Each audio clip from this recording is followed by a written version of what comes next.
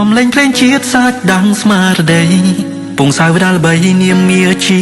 ខ្មែរស្មោះត្រង់អងអាចខ្លាំងក្លាពូកែញញឹមមានស្នេហ៍ខ្មែរពូជអ្នកជាឈរមុំគ្រប់ទិស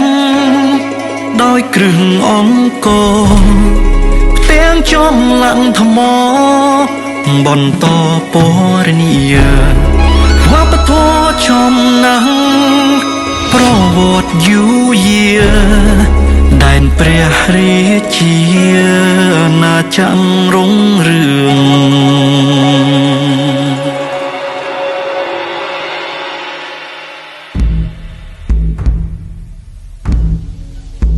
នៅចាំដល់ណាអោខែមរាអើយវេលានេះហើយជាវេលាយើងសាមគ្គីសាងឈ្មោះសាងយុទ្ធកុំថ្កាងរួម